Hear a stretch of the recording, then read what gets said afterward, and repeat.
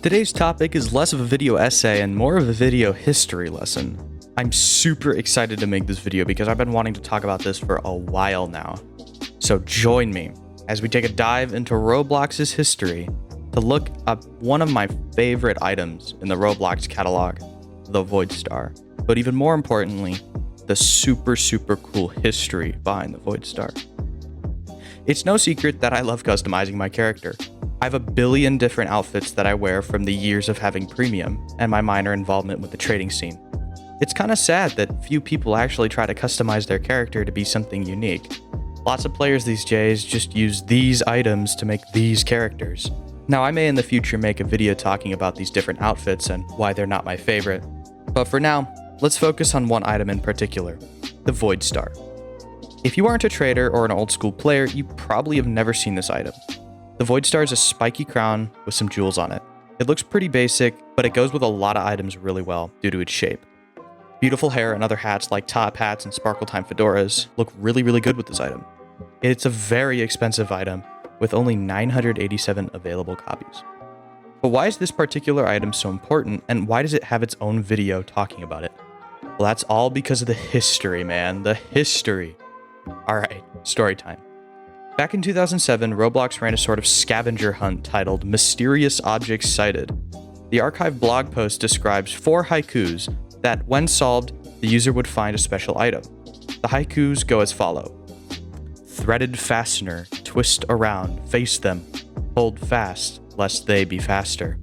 Curdled but dauntless, struggle for your dignity, but beware of mice. Void Star to 0, foolishly dereferenced, no call stack, all gone.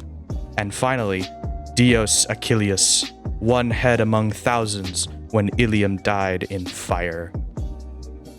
If you want to try to solve these poems on your own, feel free to pause the video or skip to the timestamp right here.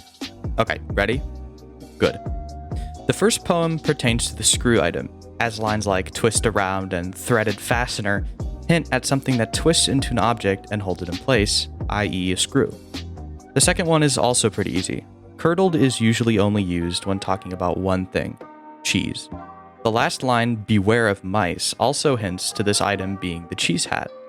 However, it's the third and fourth ones that were a challenge. The third, to be specific, but we'll get into that later. The fourth one is in Latin, and it's talking about the item coif of glory, and it references the Iliad, an epic tale about the city of Troy being invaded by the Greek army. This post explains that since this poem references hats, then this item must be a Greek-themed hat, the coif of glory. Finally, we get to Mysterious Object 3.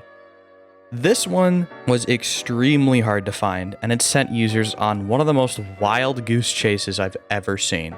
In fact, probably one of the greatest, if not the greatest, in all of Roblox's history.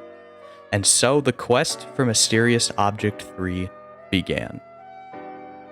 First, users were sent to none other than sword fights on the heights. Not the fourth one, but the original, considering the fourth one I don't even think existed.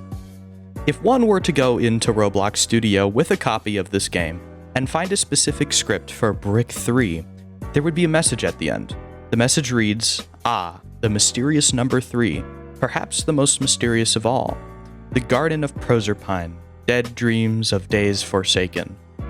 This references the poem titled Eponymous by Algernon Swinburne, a poem about the Greek myth of the Garden of Proserpine.